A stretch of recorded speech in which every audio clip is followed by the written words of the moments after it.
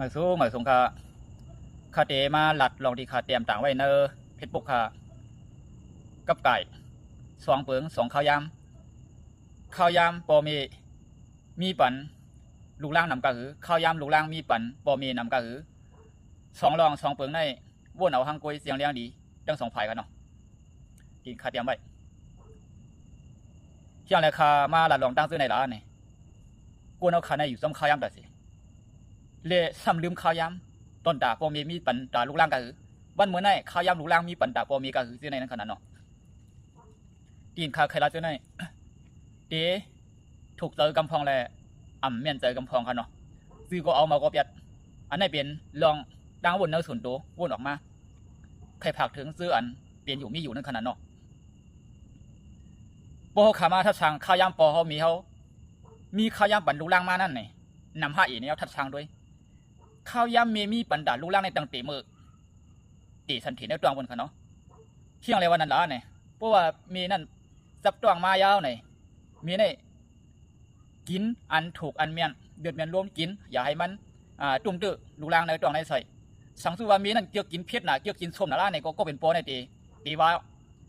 เขามีลูกล่างมาติสันถิในตัวเยาเลยอย่าไปกินส้มแก้มอย่าไปกินเพี้ยนแก้มเนี่ยตื่นเดี๋ยวว่าค่ะเนาะสมัยมีนั่นตีใครกินมีก็เป็นมีลูกเขามีอยู่ในตัวมีสำใครกินอันไหนนานนี่ก็เป็นโปนั่นแหละตื่นเดี๋ยวทัดช่างก็เป็นมีนึงเนาะอันไหนเลยว่าด้วยหันลูกล่างมีอยู่ในตัวเสร็จเลยเอากาขันข้าวยำที่ไหนมาทัดช่างกันเทียงกำในตอนดับโปค่ะปกติสันเถมาในโปนั้นมีรองหางเฮียนอีกครั้งนึงมีรองหางเฮียนไว้ตั้งนานพุ่นเนาะว่าเป็นเมืองเขาก็หาไม่กุดแต่ที่เป็นพื้นอ่อมเอียงวะนั่นเนาะซึ่งในแทงค่ะเนาะว่าเป็นก้นเจือนอยู่เมืองไทยก็เป็นโปในหางเฮียนแต่ตีเตรียมเงินไว้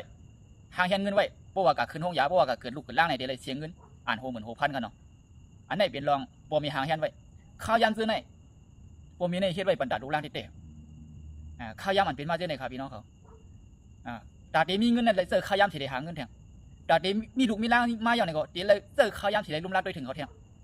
มังปองมังไรตึกกินข้าวลูกอ่อนขี้ก็ไปตั้งแต่ลูกกินข้าวก็ไปเสียดในแผ่นบาค่ะเนาะปล่อยไว้กันนั่นแผ่นบาค่ะ